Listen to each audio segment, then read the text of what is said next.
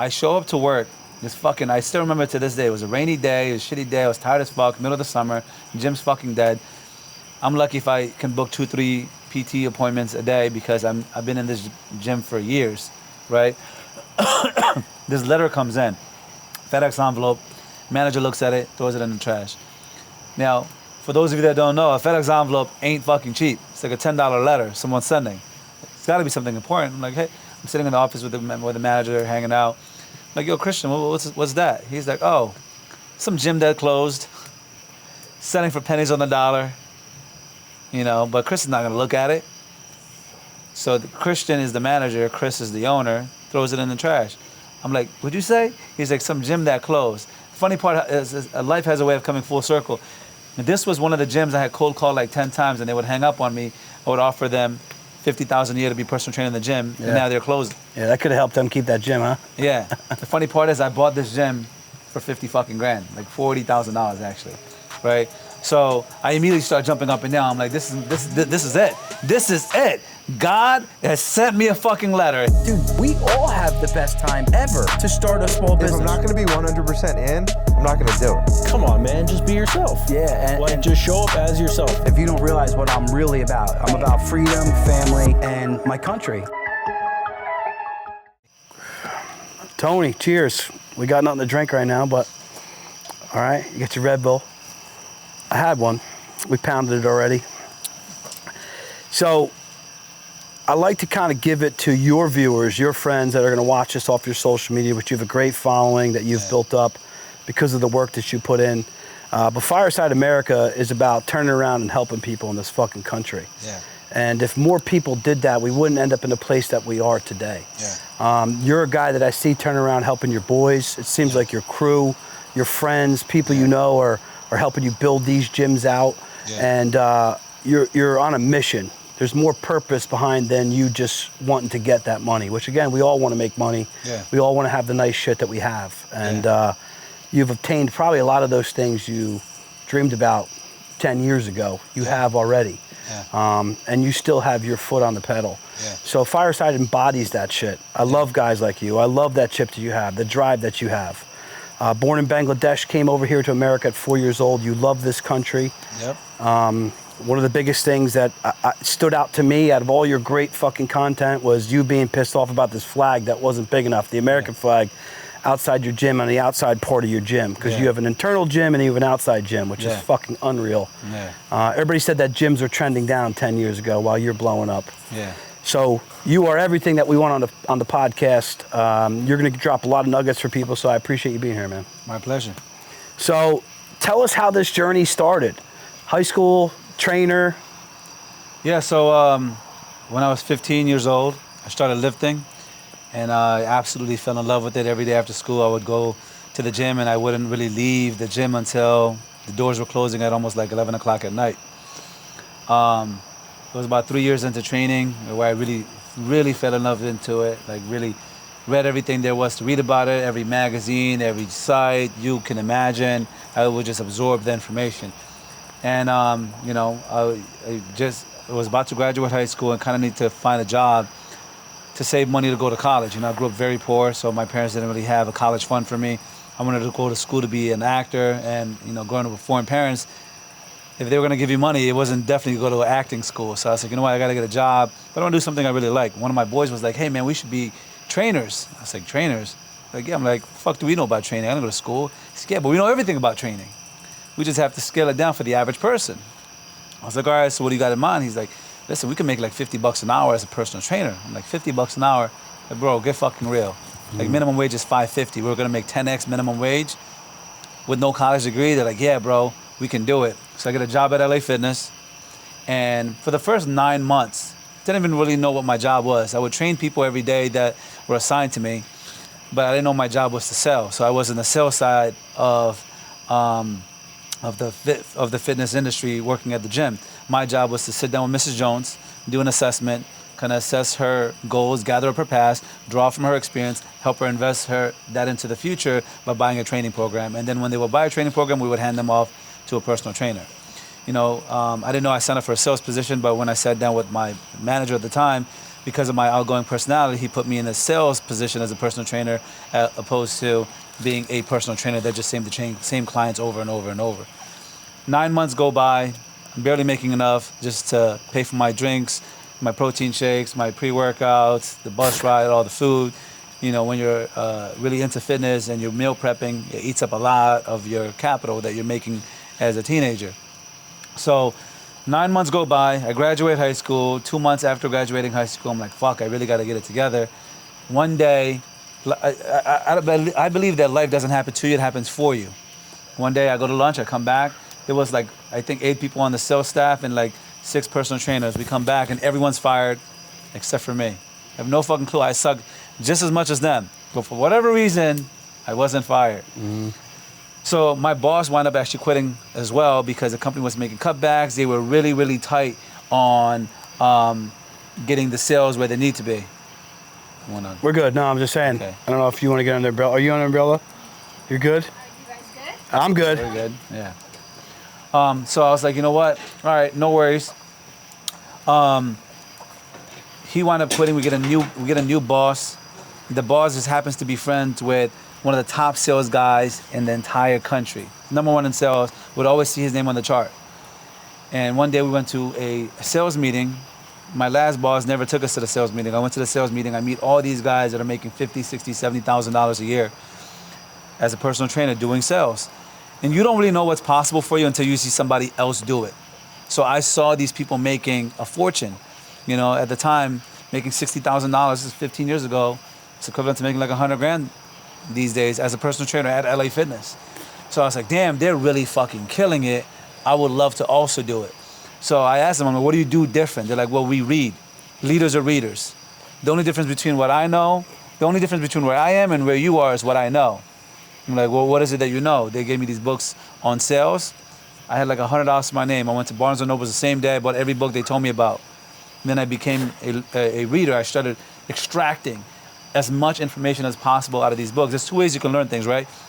You can learn things organically, or you can learn it synthetically. You can learn through your own experience, which can take you a decade or more, or you can learn in 10 hours by extracting somebody else's experience. Because again, that person gathered up their past, they drew from their experiences, and they invested it into a book. So you can get a decade's worth of information in about 10 hours. Let me ask you real quick though, because you can get a decade's worth of information through 100 people and have too much information, and you have paralysis by analysis. So how do you extract the right information? Because I think that's what's most important. I believe there's a common denominator between all successful people. It doesn't matter what book you read, they're going to essentially give you almost the same information. You know what I mean? They're just going to be repackaged, reworded to fit their brand and fit their personality. But a lot of it is a common denominator. For example, we'll use fitness as an example. That's equivalent to saying, hey, there's too much information out there in the fitness world. If you look at all these different fitness programs, you know, you're going to get paralysis to analysis. You're never going to get fit. Well, that's not true, because it doesn't matter if you study bodybuilding, powerlifting, you know, CrossFit. Once you have that information, it doesn't matter, as long as your body starts moving and you have a good, healthy, you know, nutritional regimen and you're working out consistently, your body's going to change. You have to deploy it. Exactly. I think the paralysis by analysis through reading all these books usually is the inaction. People not taking the action that you obviously took. Yeah. Well, the biggest thing is like when you're reading books, right? There's an old Chinese proverb. It goes like this: if I hear, I forget. If I see, I remember. But if I do, I understand. A lot of people, they'll hear it, they'll read it, and they'll forget it because they're not seeing it in the real world. Me, I was reading books on sales. Then I was going and doing sales assessments literally the same fucking day. And then what they were telling me, I was seeing, I was feeling, and I was also doing, so I understood it. And I was able to apply it right away. And I saw the results right away. So that then gave me more, you know, a burning desire to go and study and read more. Because I just read this book, and I just doubled my salary. It just doubled what I normally Why make. wouldn't I do more of this? Why wouldn't I do more of it, right? So, and then I just became an avid reader, and I would just absorb the books. I would tear it apart and sew it back together to fit me. What are your top 2 business books you love? Well, obviously it's Think and Grow Rich, you know what I mean? And one of my favorites, the OG books, was The Art of Selling by Tom Hopkins. It's the first 2 books I ever read, and I would highly recommend that to essentially anyone. I fully agree. I definitely love them. Think and Grow Rich is like... Classic. That and Rich Dad, Poor Dad. Pretty classic books. How to Win Friends and Influence People, Dale Carnegie, also a great course, great book. So as you moved into this training world and you start to crush it, you're motivated, you're passionate, you're putting the energy and time into it. Yeah. You know, where does this take you? Well, then this takes me to, earning almost 6 figures a year as a salesman, 18 years old, working at LA Fitness. I leave there, go looking for better opportunities. LA Fitness at the time paid 5% commission. So 8 years old, just for everybody, that's 18 years ago. Yeah. As an 18-year-old making 6 figures, that's crushing. Yeah. 17 years ago. 17. Yeah. And so I went for looking for better opportunities. So this company had just opened called Retro. Kept hearing about it, kept reading about it. Went and got a job as a general manager, 19 years old. They were paying 10% commission. So for those of you that don't understand how PT sales work, we would sell on packages. So we wouldn't sell 5, 10, or 20 sessions. We would sell 48, 96, and 144 sessions. I would sell 12-month programs, and I was getting 5% of the overall invoice. Okay? So if I made a $2,000 sale, did they pay the invoice up front, or was tracked over 12 months? Over 12 months, they'd pay first and last month up front, but I'd get 5% of their overall invoice. Well, when I switched to a company, I just doubled my pay by collecting 10%. So if I made a $2,000 sale, just made $200. That's if you bring everybody over. Yeah. Well, no. This is in a new company in a new location. You know what I mean? This is not bringing existing clients over. So when I worked at this gym, I was doing probably, let's say, $80,000, $90,000 a month in sales. So that's about $9,000 in commission plus my salary, which was like $2,500. So I was bringing in, that year I did probably like $140,000. But it didn't really take me much to figure out like, hey, I could do this on my own. I'm the one doing the sales, I'm hiring the trainers, I'm doing the marketing, I'm doing the managing, I'm doing everything. All I need is a space. Just a space. Sounds very fucking easy, right? So then I started go looking for spaces. A 3,000 square foot space, 4 to 5 G's a month. Gas, water, electric, insurance, almost 6 G's a month, right? Then you gotta fit it out, at least 50 grand. Yeah, I was making money, but as a kid, I wasn't saving, you know what I mean? And 50 grand is still a lot of money, and that's just for the equipment. So I needed to make 8 to 10 grand just to be broke. And I said, guys, it's probably not the route that I wanna go. Plus I'm competing against LA Fitness, Planet, Retro, all these big box gyms. I was like, there's gotta be a better way. So in life, is not what you don't have that stops most people, is what you think you need. And it's not who you're not, it's who you think you're not. And I was educated enough by reading these personal development books to understand that. So I was like, well, I don't need my own space. I just need to be able to run my own business inside of a space. It doesn't have to be my space. Working at Retro at the time, I realized there was a company, it was called EFT, Effective Fitness Training. They had a personal training business inside of the gym, but they had the contracts for every Retro. So I was like, all right, well, they have every contract to every Retro, but they don't have contract to every fucking gym out there. All I gotta do is find a gym that doesn't have PT, personal training company in there, or it's not doing the PT themselves. So I got a list of every fucking gym within a 100-mile radius. And the reason I chose 100 miles is because if I drove 60 miles an hour, I would get there an hour and a half. I'd be able to work 12, 15 hours, hour and a half back, 18 hours a day, 6 hours I could sleep, and I can go ahead and repeat that cycle over and over and over and over again. I kept calling every single gym, and I would give them my spiel within like 1 minute before they hung up on me. Hey, my name's Tony. I'm calling from Fahrenheit Fitness. You know, we'd pay you guys $60,000 to $80,000 a year to be personal trainers in the gym. Is that something you'd be interested in? I would try to get through with the manager or the owner. If they say no, then I would just give that person my spiel. Every single person said no. But I didn't need everyone to say yes. All I needed was one yes. Kept calling. And I would call the same gyms numerous times because remember, every shift, someone new. Different. Exactly. And you might be having a bad day today. You tell me to fuck off. You might be having a good day tomorrow. Or you're looking for an idea today. Yeah, or the manager might be by the front desk and you might hand him the phone, right? Or the owner might be by the desk. You might hand him the phone, right? Might get lucky. Yeah, or the owner just answers. Yeah, well, I got lucky just like that. I got a contract with Gold's Gym in Allentown, Pennsylvania. Sat down with them, sold them on me. At the time, they were doing about $40,000 a year gross in sales. So they were netting next to nothing after they paid the GM, the trainers, employers' taxes. They made no money. I came in, I offered them $50,000 a year, straight profit. They don't have to do dick. Straight profit, I run the personal training business. The biggest asset anyone can have as a salesman, as an entrepreneur, or just really anything. If you're an athlete, if you are an actor, if you are a producer, it doesn't matter who you are or what you do, it's salesmanship. If you can sell your thoughts, feelings, emotions, you can get really fucking far in life. I sat in front of Chris and I sold him on May. He gave me a month for free, my first month free. Within 6 months, I made my first $150,000. Following year, we did 300,000. Year after that, we did $500,000. This is as a fucking personal trainer inside of a gym. I would sell the training. Hold on, time real quick. Was the brand that you brought in as the personal training making $500,000 or Tony No, me. was? I was. That was your net after you paid Gold's Gym? Yeah, their portion. they got 50 grand, regardless of how much I made. So how old were you now? I did that from the time I was 21 until I was about 25. So 25 years old, you're making $500,000 a year selling personal training. So I would sell the personal training, and then once I would sell the training, I would hand off the trainer, the client to a personal trainer. At the time, at my peak, we probably have, I'd say, 15 to 18 personal trainers working 10, 12 hours a day. You know, that's how Keaton started clients. his whole entrepreneurial career, was selling training as well. Yeah. And we talked about it too. That's how Patrick Bet-David started too. Yeah. You know, he started selling memberships at Bally's. But it's the greatest asset you can have. I got to jump in real quick. Sales, and you hit it. You know, you definitely drilled down the point. But like sales, this is a nugget for people watching. Like, it is so looked down upon at times. Yeah. But if you could properly communicate, convey, and get across those emotions, your passion, your vision the most, which you have done an excellent job, and we'll get into that in a minute. You know, you can go sell anything, do anything, obtain anything. You were, and I talk about this in my group all the time, the Pit, walking through the exercise. So you went and walked through the exercise of buying that empty space and realized, okay, this is, you know, $6-7 grand, not really worth my time. I can go work within another business. I'm a business within the business, and I don't take on the liability or the overhead. Yeah. I'm gonna go do something that they can't do, which is sell to it. Yep. Like, but he walked through that fucking exercise to discover that thing that he was looking for. Yeah. And most people are afraid to just walk through that. What did it hurt you to go look at that open space? You didn't have to sign on the dotted line and take it over.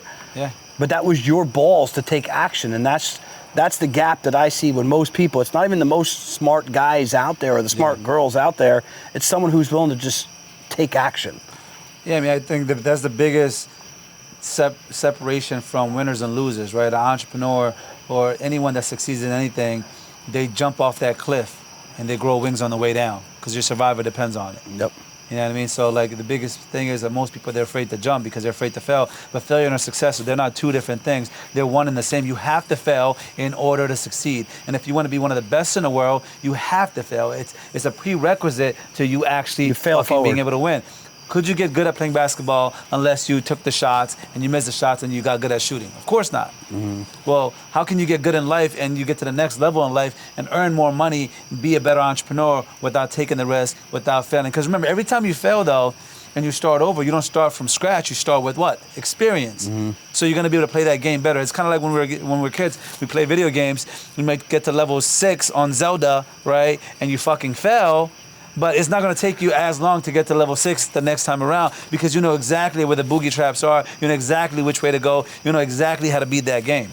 Yeah, you lost me on Zelda because I'm the worst video game guy ever, but I get your point fucking totally. Yeah.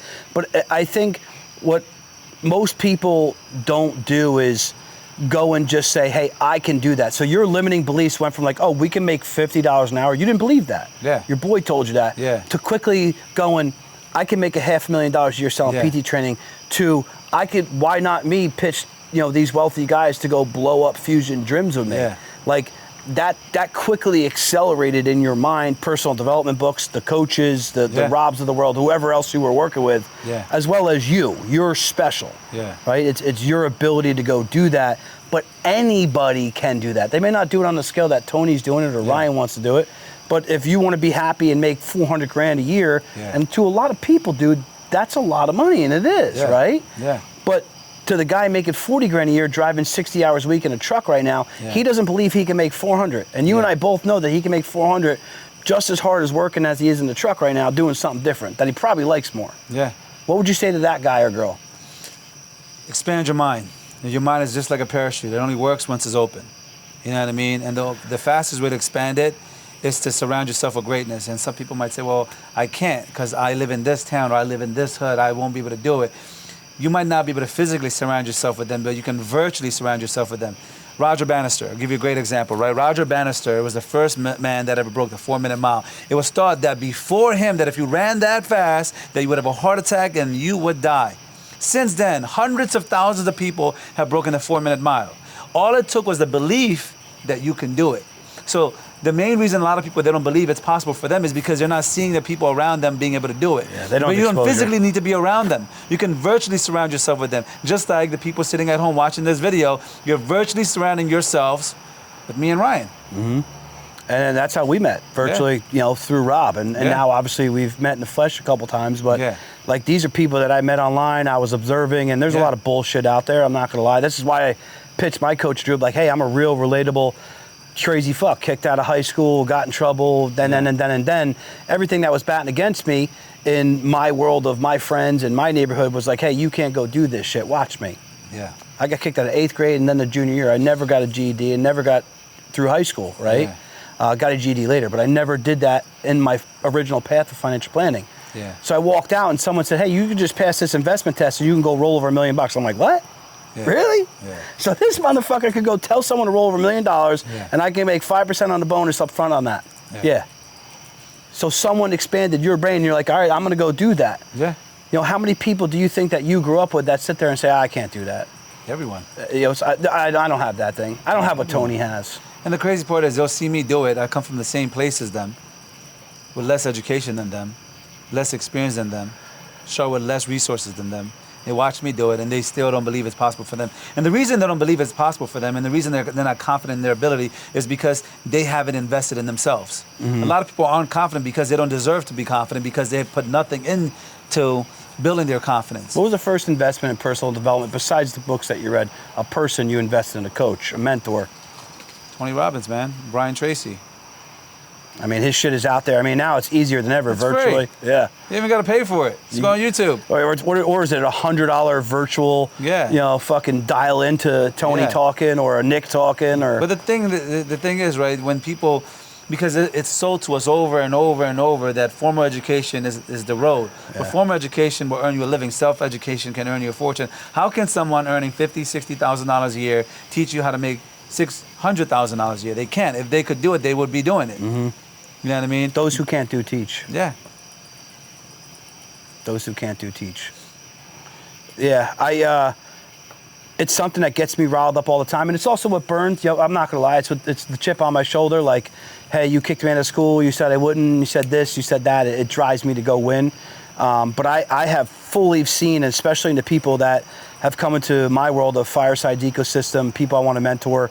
The kid Trevor West is a perfect example. Driving a truck, making $50,000 a year. That kid will make $500,000 this year. Wow. And he's got investors putting up 100 G's, 150 G's. He's looking at $20 million real estate properties now from a kid who was just driving a truck that didn't think he can afford a Ford F-150 when he had no car, trying to get into the real estate game. That was 3 years ago. Wow. That was just shifting someone's fucking brain. And someone did that for me, and I know you're doing it for a lot of the people around you. So talk about Fusion Gyms more specifically, right? So you go and do this training. You're obviously doing well for yourself. When do you launch your first gym, and what was that called? It's called Fusion Gyms. That was the first one. That was the first one. That was in 2014. So it was right before my 25th birthday. I was like, you know what? I've been dreaming about it. I've been talking about it. I'm gonna fucking do it. I'm making this kind of money as a trainer. Imagine what I can do with a full gym, right? So I started looking for spaces. Everything I read told me that you needed $1 million, $500,000 to, start a gym. Yes, you need $500,000 to $1 million to start a gym, but that's not the only way to do it, right? Yeah. There's more than one road from Philly to your house. Mm-hmm. There's faster routes, there's slower routes. Mm-hmm. There's not one road to your house. So there's more than one ways to build a business, and this can apply to really anything. Again, it goes back to salesmanship. First things first, I had to find a space. So I started looking for spaces. I jumped off that cliff. I was like, I'm gonna figure this shit out. I figured out this training business. I'm doing really fucking good. I didn't sit there and I didn't think about it. I just did it. So I started looking for spaces. The more I looked at spaces, the more I learned the lingo. The more I learned how to negotiate a lease, the more I learned about LOIs, the more I learned about TI, the more I learned about free rent, the more I learned. I just kept looking for spaces, looking for spaces, looking for spaces. And God has a way of doing for those who do for themselves. So I'm looking for spaces for like 5-6 fucking months. Every space I look at, they want like 40, 50 G's down. And then I bring contractors in, I'm pricing shit out. And I'm like, damn, I need like $400,000 or $500,000. I don't got it. But I'm like, I'm gonna figure it out. I'll sign this lease. I'll negotiate a year for free, okay? Because I know after looking at so many spaces, that I realized they would give me 4 to 6 months for construction. Like if they're gonna give me money for 4 to 6 months for construction, they'll give me another 4 to 6 months to get the business off the ground. So this space is just sitting here empty anyway. No one's gonna lease it, so they're not losing anything by giving it to me. And then once I get the space, I'll pre-sell it because I've worked at all these gyms. I know how to pre-sell a gym, sign up at least 1,000 members. And then I'll use the down payments to buy equipment to get it started. I'll start with, maybe 30, 40 pieces, and I'll just continue. That's again jumping off the cliff, though. That's saying, hey, I believe in this vision. I'm going to go get this space. I'm going to go sign this lease. I got no fucking members yet, and nor do I have equipment, but I'm going to sell 1,000 memberships before I do. Yeah, and then on top of it, like my personal training business is making money, so like I'll just buy equipment. I'll buy 5 pieces this month, 6 pieces this month, 8 pieces this month. 5 months go by. I've looked at like a dozen different spaces. I've learned a lot. And the biggest part of success is just showing up every fucking day. I showed up to work 7 days a week, every fucking day from the time I was 18 until I was 25. I barely ever took a day off. If I did, it would be literally for like a day, maybe 2 days. Well, you were saying, your family came in. Yeah. You had a ton of siblings. Your parents put together a house right across the street from the projects, and you thought that dinner time was 11 o'clock at night because that's when your family came in after working. It wasn't literally until when I was like, I think like 23, 24 years old, I didn't realize that the average person didn't eat dinner at 11 o'clock. Because I would train clients until 8, 9, 10 o'clock at night. They're like, when do you eat dinner? You're here all day. Oh, when I go home. They're like, time's that? I'm like, 10, 11. You eat dinner at 10? I'm like, but do you acknowledge that that's a motor that not everybody has? I'm not saying they can't. I mean, listen, it's whatever floats your boat. You know what I mean? I'm not saying you need to work 16 hours a day to make $1 million. You can work 6 hours a day. You just got to just be a smart motherfucker, know how to leverage your time, right? But the biggest part about how... But you have to grind first to get to learn how you got to learn. You got to learn before you can earn, right? First you learn, then you drop the L, and you earn, right? Yep. So, but you got to go through that process. Yeah. Like all my gyms are running right now, making thousands of dollars right now, just sitting here hanging out with you. Yep. But so... And you earned that. Yeah. And so I show up to work. I still remember to this day, it was a rainy day, it was a shitty day, I was tired as fuck, middle of the summer, gym's fucking dead. I'm lucky if I can book 2, 3 PT appointments a day because I've been in this gym for years, right? This letter comes in, FedEx envelope, manager looks at it, throws it in the trash. Now, for those of you that don't know, a FedEx envelope ain't fucking cheap. It's like a $10 letter someone's sending. It's gotta be something important. I'm like, hey, I'm sitting in the office with the manager, hanging out. I'm like, yo, Christian, what's that? He's like, oh, some gym that closed, selling for pennies on the dollar, but Chris is not gonna look at it. So Christian is the manager, Chris is the owner, throws it in the trash. I'm like, what'd you say? He's like, some gym that closed. The funny part is life has a way of coming full circle. And this was one of the gyms I had cold called like 10 times and they would hang up on me. I would offer them $50,000 a year to be personal trainer in the gym, and now they're closing. Yeah, that could have helped them keep that gym, huh? Yeah. The funny part is I bought this gym for 50 fucking grand, like $40,000 actually, right?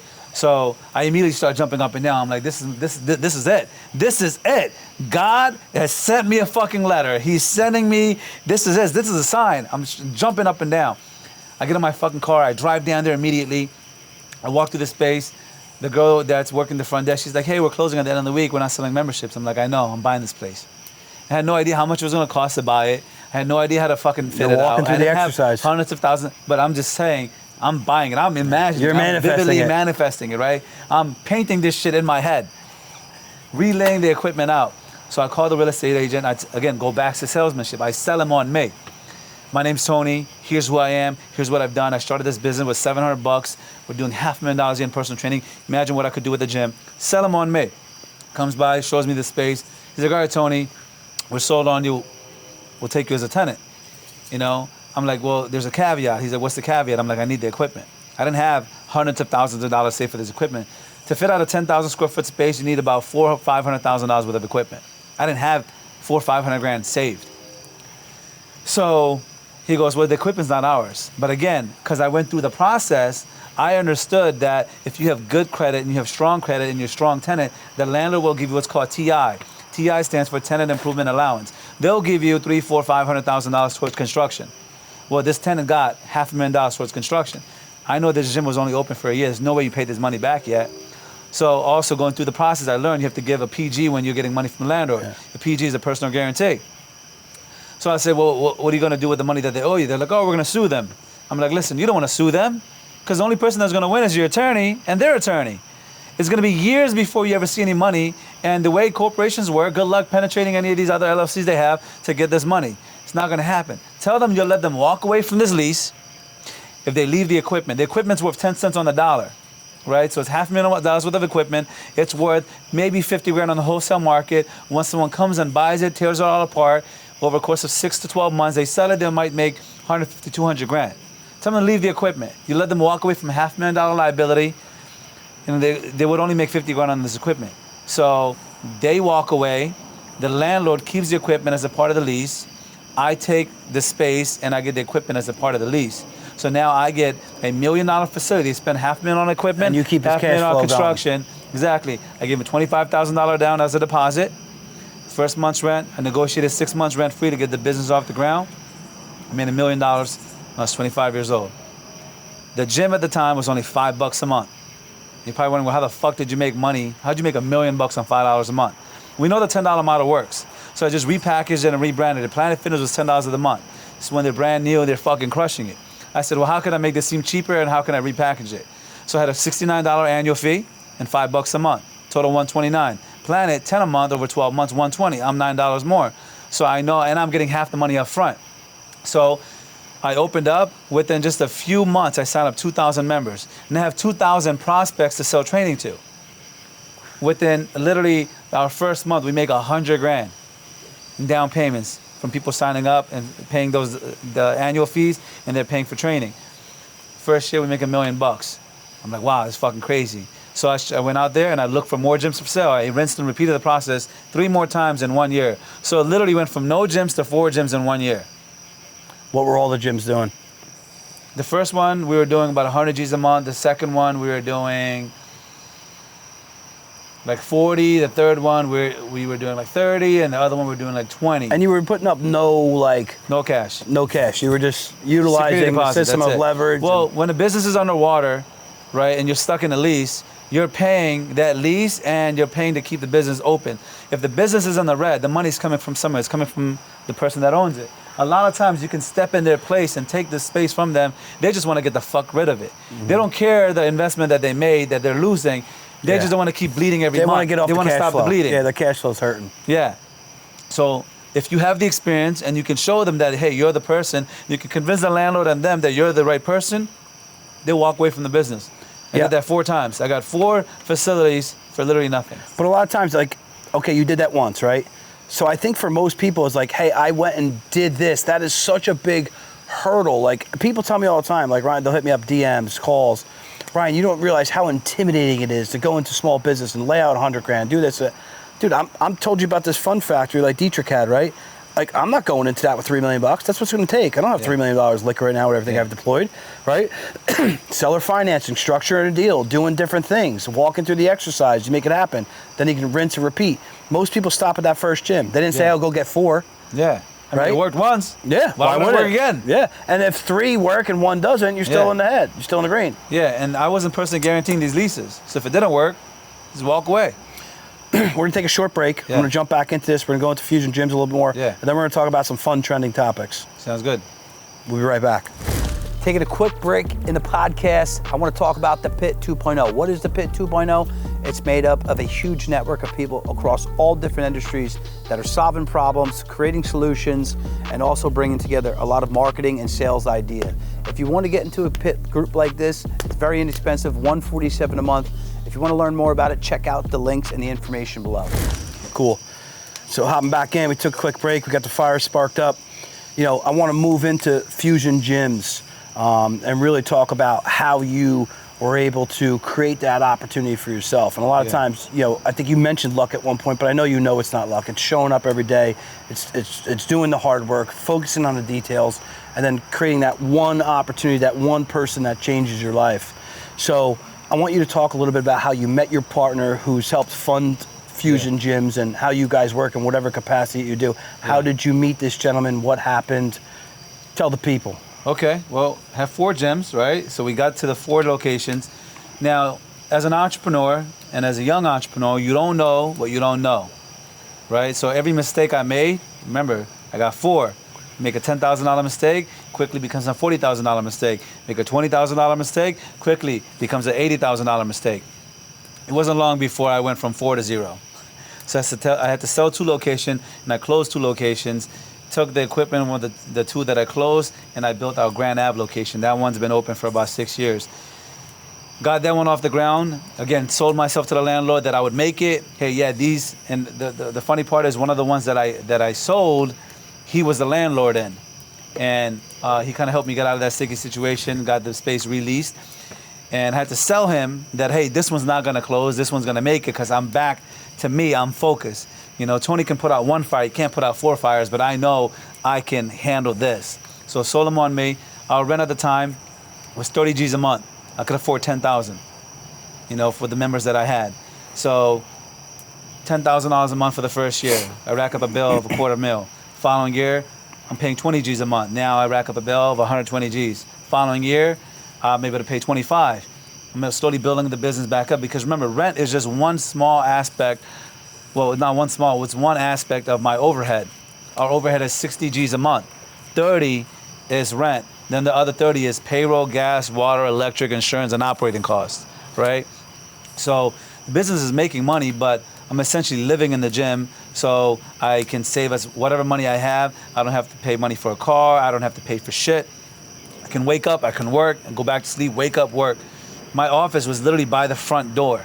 Were you sleeping in the gym? Yes, for 3 years, until I moved into the house that you see on Instagram, right? For 3 years, slept in the gym, right?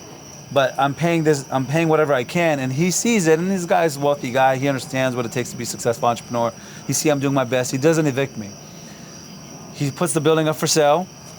Can't fucking sell it, because I'm the anchor tenant. So an anchor tenant is the person that's paying the most rent in a property. There's 2 tenants. There's me, and there's a school.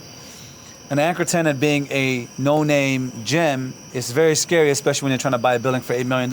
I can go out anytime. What's my unique selling proposition? What separates me from the competition? You know, people, they look at the numbers. But facts and figures are forgotten, stories are retold. And I told that to my landlord. I was like, look, you've done enough for me. You didn't evict me. You allowed me to stay in business. Now I'm floating. Allow me to sell the building for you, because all I have to do is sell myself. Residential real estate is dictated by your comps, right? Your comparable properties in the neighborhood. Commercial properties is dictated by your cap rate. Your cap rate is, you know, is how much profit are you making from these tenants. So I just had to sell myself to whoever's buying this building, because they're not buying the building, they're buying the tenant. So these guys, they would keep coming in. I would show them the property, sell them on me, sell them why we're going to be different, why we're better, why we're not afraid of competition. We run towards the fire, not away from it. So long story short, this guy named Mayor comes in. Me and him hit him off.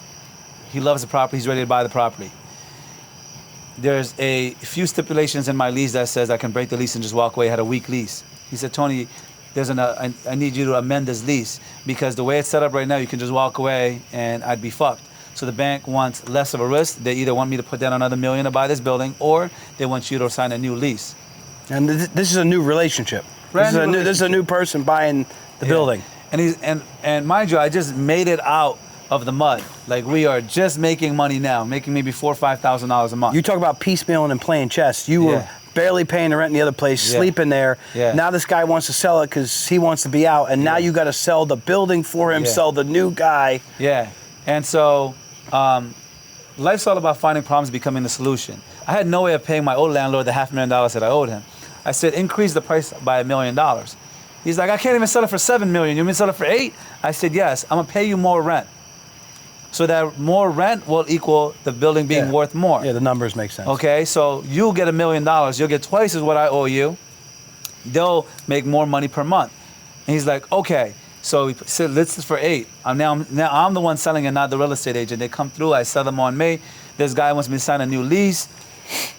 Don't go into relationships saying, what's in it for me? It's how can I add value to this relationship? What can I do for this relationship? What can I do for this person? Don't go in expecting. Just do without. Yeah, do it. Take. Exactly. Do without expecting, and you'll be surprised of the magic that can happen for you. Right? So he wanted me to sign a new lease. He's like, look, I'll give you a couple $100,000 to renovate the gym, make it really nice. You know what I mean? And I'll give you a couple months free rent. I'll show you that I'm a great landlord to have. I'm like, look, you don't got to do that. He's like, well, what do you want? I'm like, I don't want anything. Give me the lease.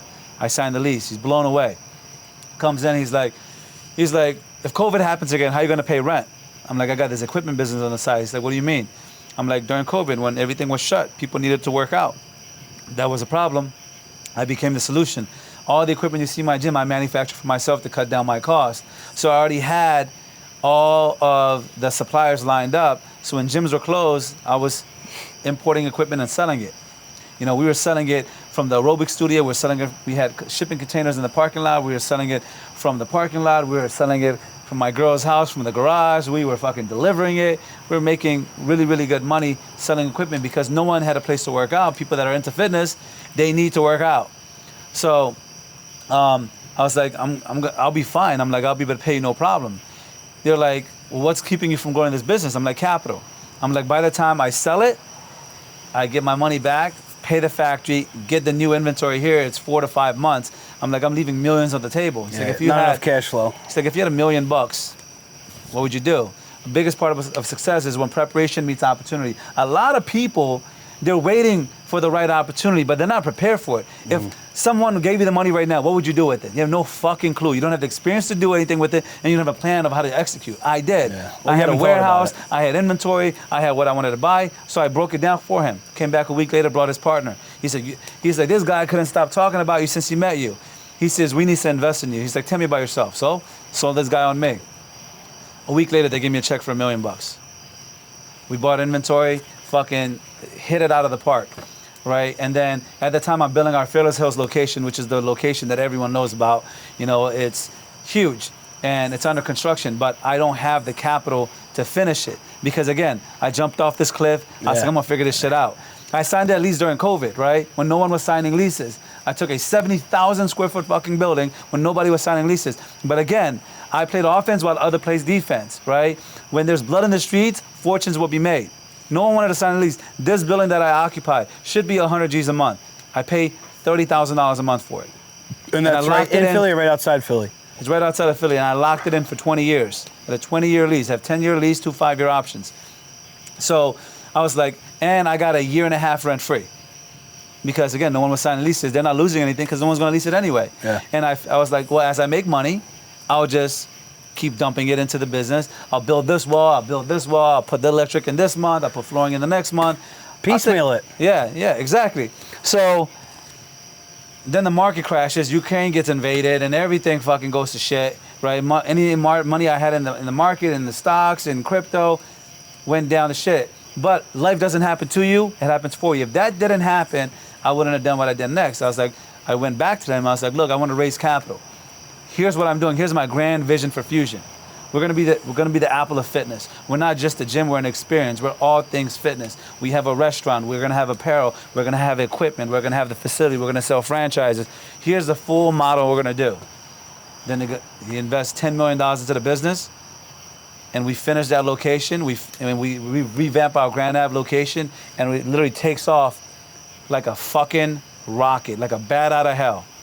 But again, life doesn't happen to you, it happens for you. It's called your RAS. RAS is your reticular activating system.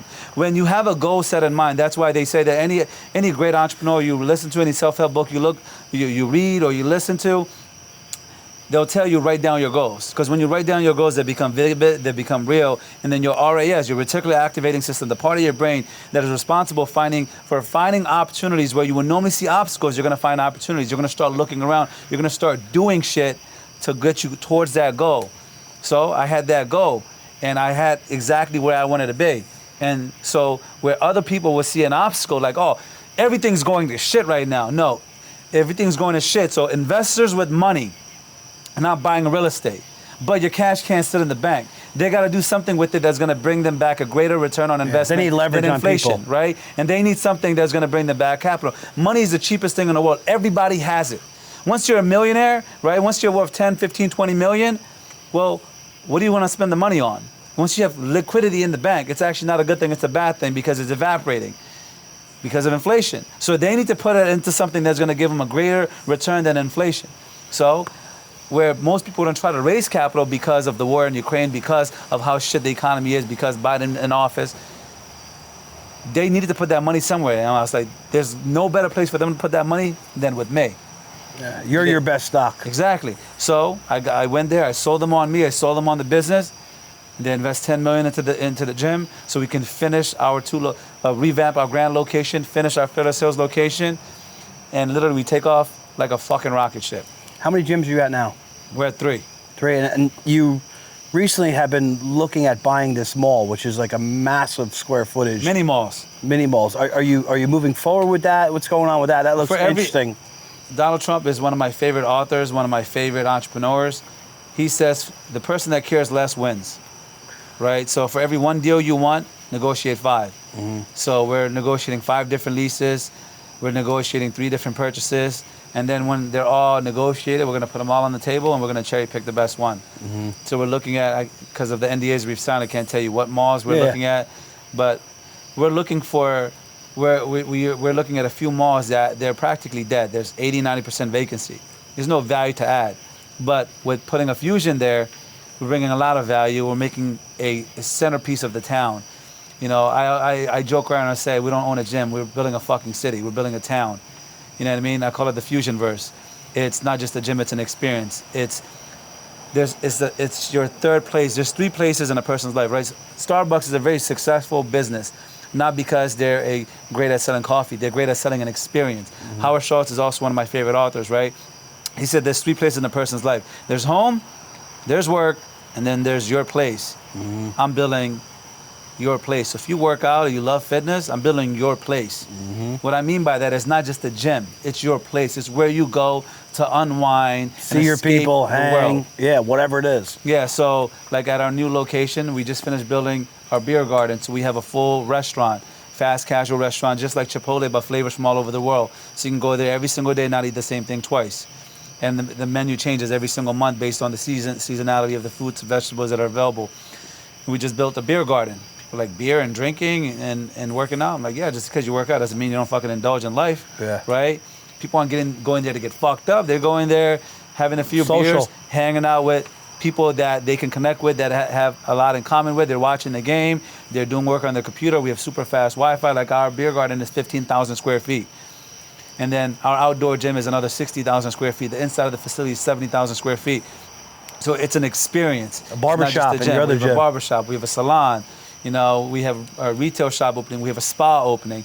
So it's a community within a community. So that's why we're able to take spaces so large that most people, they don't have use for. Like you can pick up these malls for 20, 30 cents on a dollar. They might be 40, 50 million dollar properties we're going to be able to pick up for 10, 15 million bucks. Now, will you guys buy the actual property, just get it in a lease? Because No, they're usually owned by big REITs. Yeah, and the REITs, they don't want these spaces anymore because malls are dying. Mm-hmm. Either your malls are fucking hit, like Cherry Hill, like Short Hills Very Mall, select like King of locations. Prussia, like your high-end malls. And then you have your neighborhood malls that are dead, that are 500,000-600,000 square feet. Well, once you put a massive anchor tenant in there, put batting cages, indoor soccer fields, indoor football fields, you have paintball. Is that what you want to add into that? Yeah, we mall want to build a vision? sportsplex. Yeah. You know, we want to do all things fitness under a roof. And What is we're that, just- Lifetime? Is that big one? They have a bunch of pools. Yeah, Lifetime, though, their pool is bigger than their fucking gym. Yeah. You know what I mean? And they have like 8 pools. They're building one right off 109 in Red Bank by my office. Yeah, see, the problem with that is, right, they're building it not for the average person. They're building it for the upper class. It's $200 a month. Not everyone can afford that. It's a fucking car payment. What's your gym going to cost? $69 a month. It's going to stay 69 even in the big mall space. $69 a month. And everything else is a la carte. Like, you want to buy a meal, you're paying for that. You want a barbershop, you're paying for that. You want to buy some apparel, you're paying for that. You want to buy a But beer, it's a you're paying one-stop for that. shop. If you want it, it's here. Yeah, right? Some months So- you do it, some months you don't. Exactly. You know what I mean? But the experience is here for you. You're going to go there. You're spending this money anyway. We all eat out. Yep. I'm just making it more convenient, more affordable, and more delicious. And it's on par most of the time probably with fitness. It's completely on par with fitness. Yeah. Yeah. Dude, listen, everything you're doing with this is fucking awesome. I'm sorry I haven't got out there yet. We connected at Keaton's house, and obviously I connected a little bit more with Rob, and Rob's like, dude, you got to get out and see this dude's gym. So we're going to come out there, dude. Come on next weekend, man. We're hosting a massive event for Labor Day weekend. We're expecting 6,000-7,000 people. We got our son's baby birthday party next weekend, or is that the weekend after? We'll see it online. Yeah, I'll see it online. But I'll get out there, dude. No doubt. What you're doing is awesome, And I think everybody just felt that passion and saw that vision, did a great job of conveying it. You obviously sell yourself well. I want to get into some trending topics. This podcast is mainly about business owners, people who have walked unique steps like yourself, or someone who has walked a parallel path and said, hey, Tony grew up outside of Philly or in Philly, and if he could fucking do it, I could do it. He's also, came over here when he was 4 years old. He wasn't born here as an American. You love America.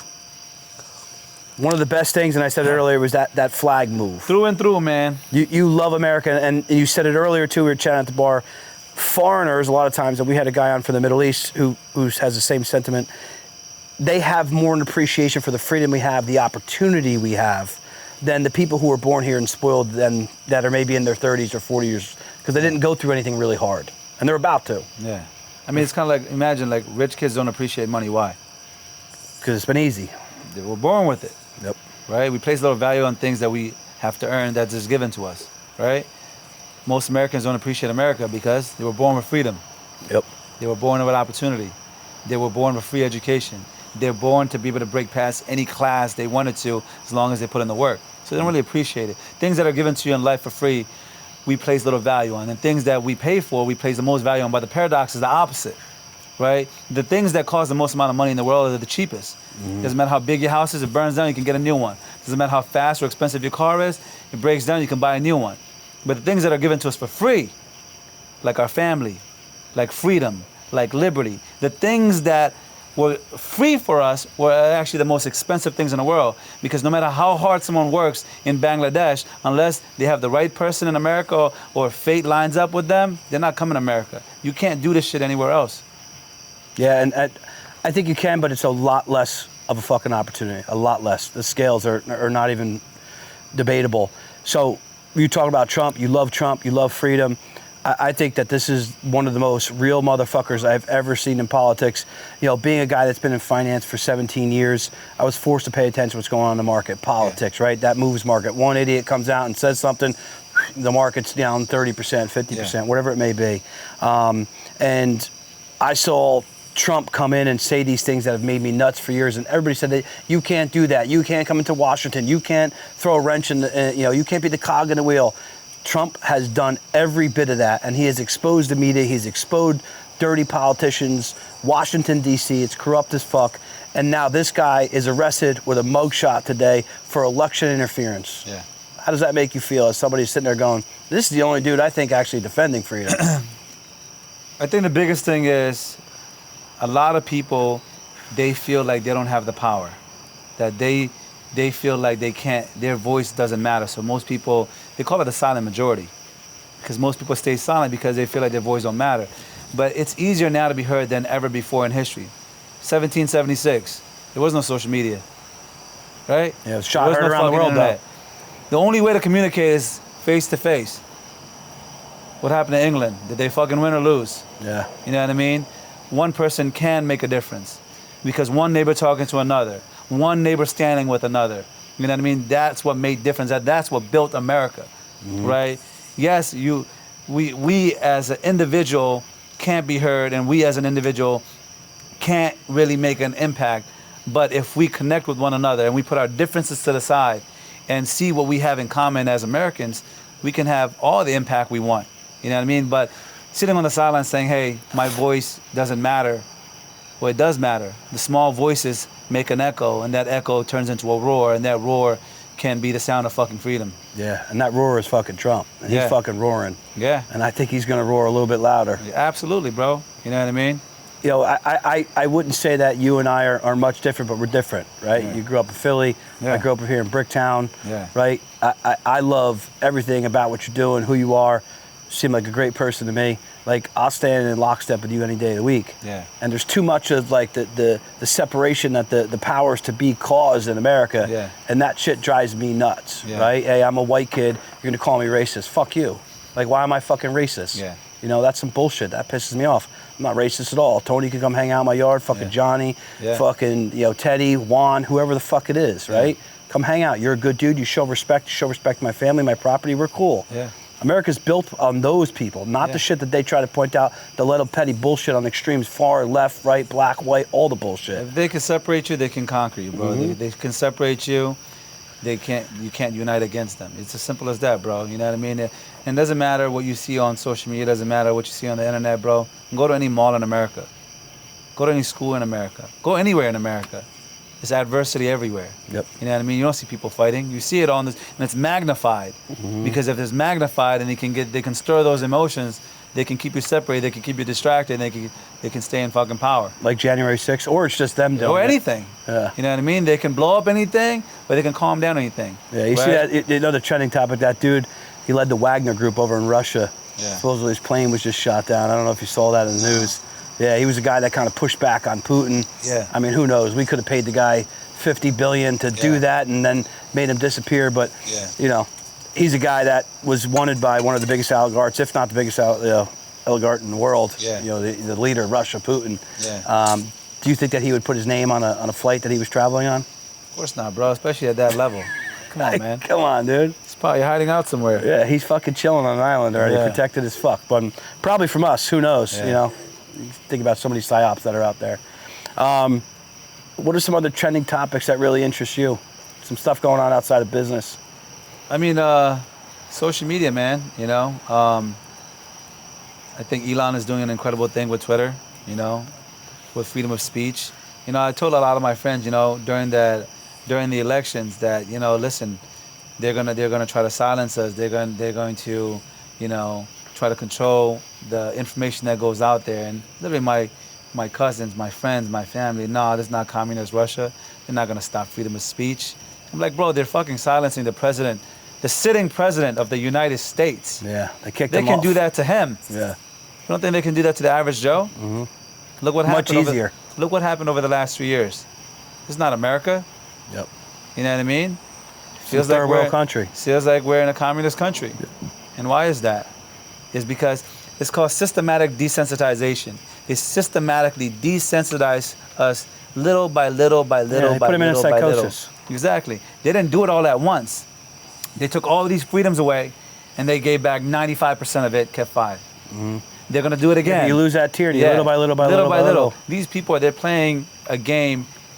They're playing an infinite game. They're not playing a finite game. They're playing the long-term game. They're playing by the generation. Mm-hmm. The things that they're doing right now are going to impact their children and our children. Mm-hmm. I think Trump pretty quickly in about 8 years, if you talk about 2015, 2016 to now, I think Trump reversed a lot on that infinite thought process, because what he did, I talked about this last podcast, he flipped his light switch on, showed everybody, this is what you can have. This is just the start of this motherfucker. Yeah. Give me 8 years, 12 years, 20 years of this mentality. Yeah. And then they came back in and flipped that switch right back down. Yeah. That every average Joe motherfucker who doesn't read like you, doesn't understand cap rates like you, doesn't understand P&Ls like you, is sitting there going, well, my fucking groceries at Trader Joe was $175 for 4 bags, and now it's fucking $275. Yeah. He could feel that. My gas was fucking $2, now it's $4. Listen, they can only lie to the public so much because, hey, listen, most Democrats ain't Democrat no more. But someone had to step in and show the people. They had to walk them through a discovery process and wake them up as fast. You couldn't just shake the world and go, hey, this is what they're doing. They're fucking kids. They're trafficking guns. They're doing this. They're doing this. We're a bad country. You had to show the people. You had to walk them through a discovery process. And going back to Trump, that motherfucker had the balls to do it. I mean, I won't lie. Like, I think about it every day. Like, are they going to kill this dude? Yeah. Like, it's crazy what the If balls. they could, they would. They can't. What better way than to tarnish his name? They could, but it would be a lose game for them if they're playing the infinite game. Exactly. Yeah. They're playing chess, not checkers. You know, so they're thinking of the ramifications their actions have. You know? But you tried to do Russia. You went and fucking blown up 100 different girls that made up bullshit about him. Yep. You then come after him with these indictments, arrested. Each one gets dismissed. 100%. And he tells you the whole entire way what's exactly going to happen, and it's happened. Yep. Right? Like, if you're in this country and you're not paying attention to that shit now, like COVID, I asked you this tough question as a fucking gym owner. Yeah. Right? COVID comes back. You got all the fusion gyms. You got your partners in your shit. Are you going to lay down and fucking tell people to put masks on in your gym? Fuck no. Yeah. Like, most people got to stand up and have those balls and say, fuck my money, fuck what's going to happen. You're either going to die by your sword or you're going to die by their sword. Mm-hmm. I'd rather die by my own sword. But that's what people need to get back to. You know what I mean? I'm going to stay shut, and you're going to put me out of business. I'm going to stay open. I'm going to fight you, and I might have a fighting chance. Like my boy I'm going to Ian. go with the might. You know what I mean? Like my boy Ian, bro. Yeah. Balls of fucking steel that dude had. Yeah. And he's still crushing, and he's making more money today than he ever did. Yeah. Yeah, he had some inconvenience. Yeah, he lost some money. Yeah, he had some stress. But he went and sold, I mean, how many fucking books? Yeah. Find Your Hill, I don't even know how many copies he sold recently, but I saw a fucking 10 pallets the other day stacked like 15 boxes high. Yeah. Right? Because that dude stood and put his flag in the ground. Yeah. And I hope more people do that, especially in the fitness community. I mean, that was you were able to go grab that discount on that building because no one else was leasing, right? Yeah. What were gyms doing? Going Not out. just gyms. No one was leasing. No, but think about the gyms especially, right? Yeah. They were like, gyms and restaurants seem to really be picked on. Yeah. And that's a service-based model. You're coming into my place, so you can't come in, Yep. right? So you were able to hop on that opportunity. Yeah. How many more people are going to stand up this time after they built what they built? I hope a lot more. I think so. 178 million watched Tucker last night. Yeah. It's fucking crazy. So you talked about social media, and I'm going to jump around as my ADD, and then we can round this out. How did you meet Rob originally? Obviously, you're in the fitness world. How did you Try to guys? add value to others. Yeah. You know, so I've been following Rob for years. He had posted something. He needed a treadmill. You know, for his home gym, he needed 2 treadmills. I DM'd him, "Hey, bro, I got you." He said, "What do you mean?" I was like, "I manufacture equipment. Here's who I am. Here's what I do. Here's how I started the business." He's like, "How much you want?" I'm like, "I don't want anything." So we're like, he's like, "Well, Tony, I'll be honest with you. You know, like people offer me free shit all the time, but there's always strings attached. You know, I just want to be clear, like, you know, what from the gate, what would you like?" I'm like, "I don't want anything." I'm like, "You're just a bad motherfucker. It'd be an honor if you worked out on my equipment." And that's how we initially first spoke. And then he kind of like, I guess, looked through my profile. He liked me, you know, and he wound up following me. And then I was a part of his group. We had a first in-person, you know, event. You know, I went, and me and him spoke, and we immediately hit it off. Real recognized real. Rob slept in his warehouse for years. I slept in my gym for years. Rob had a gym. I had a gym.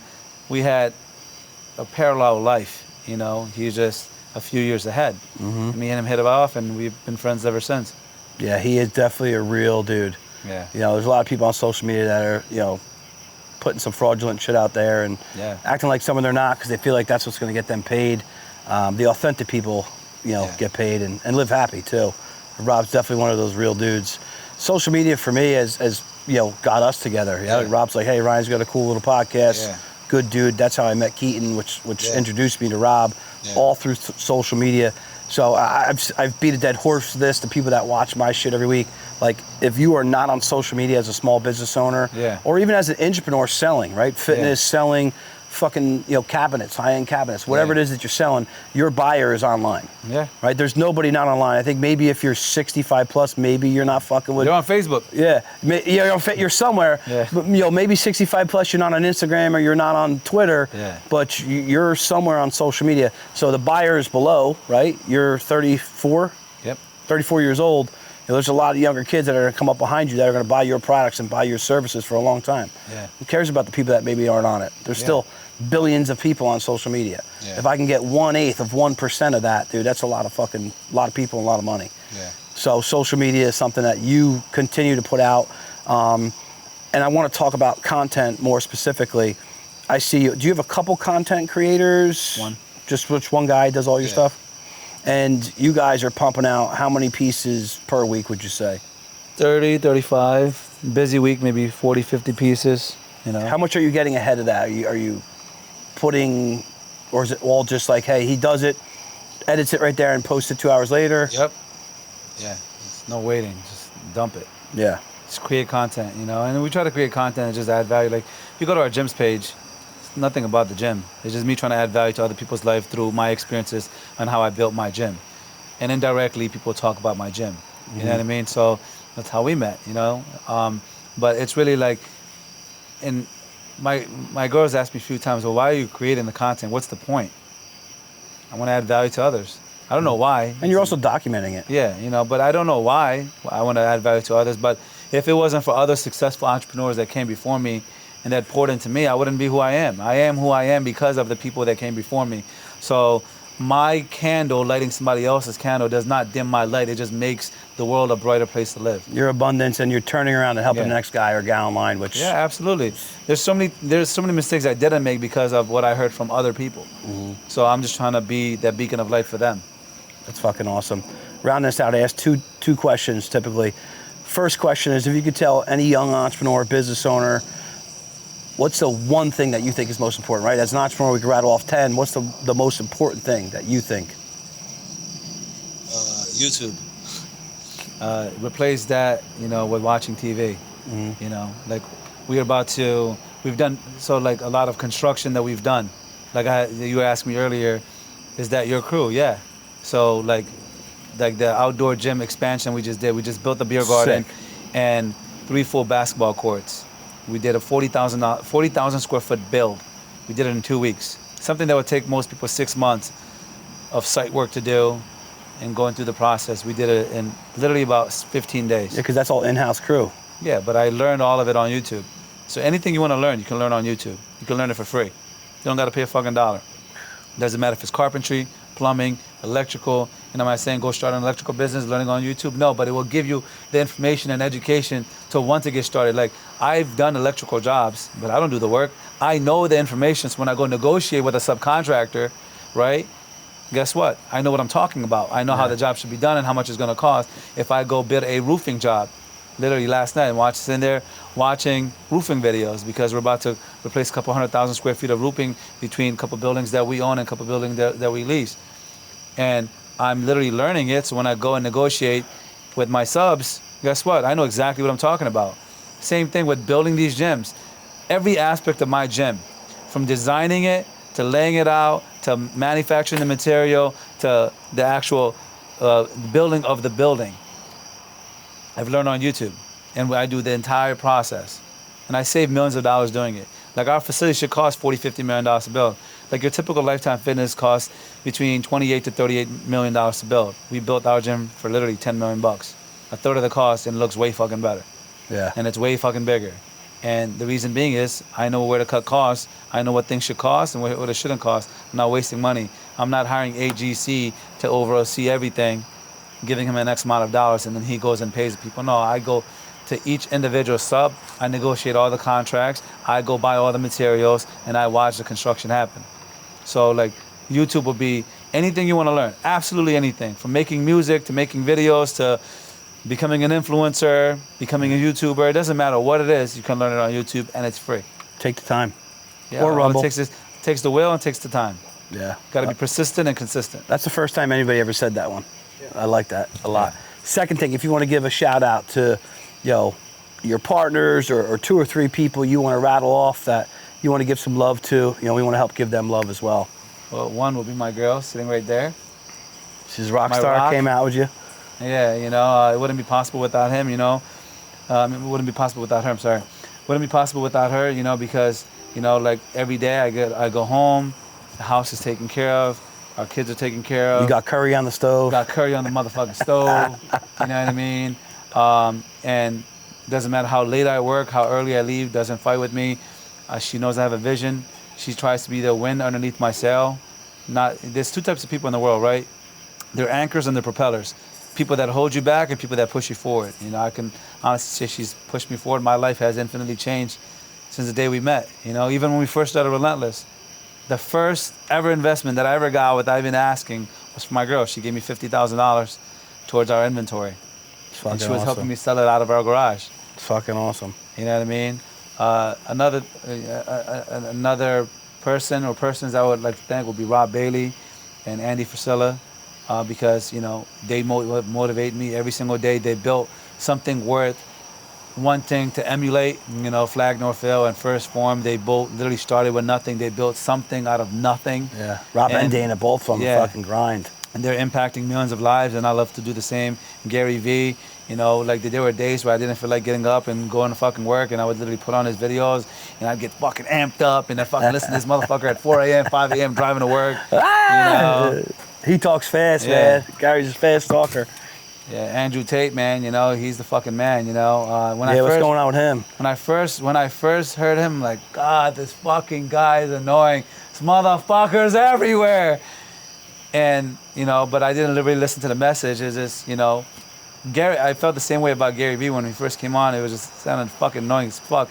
Probably how I sound when you first hear me. Like, who the fuck is this guy dropping the F fucking bomb every fucking minute? Yeah, right? You're passionate. I get that a lot, don't worry. Yeah, so, but, the more I listened to him, the more I resonated with him, the more, I respected him, the more, I love listening to him. I literally listen to him and Alex Hormozy every fucking morning driving to work.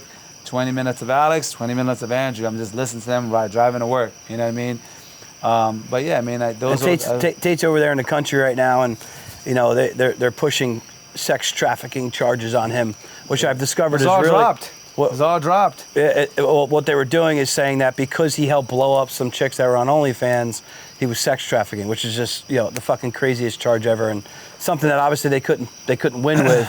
But during it, Patrick Bet-David went and interviewed him, and he goes, "Listen, everybody says you're flying private jets. Let's just say he's got $200 million set aside, right, somewhere. Got out of jail and just dropped this shit, right? The big machine would stop coming after him. Yeah. Like the big machine's after Andrew because he's out front saying it's okay to be an alpha male. It's okay to crush shit. It's okay to be a fucking winner. There's going to be losers. There's other people who aren't willing to sacrifice like I'm willing to sacrifice. Why should you have the same shit I have? Yeah. Right? That's a message that's against what's going on and they're trying to push, right, to the majority. And Patrick said, why wouldn't you stop that? You have a kid. You have a great life. You have a ton of money that most people dream of having or not even can imagine to dream of having.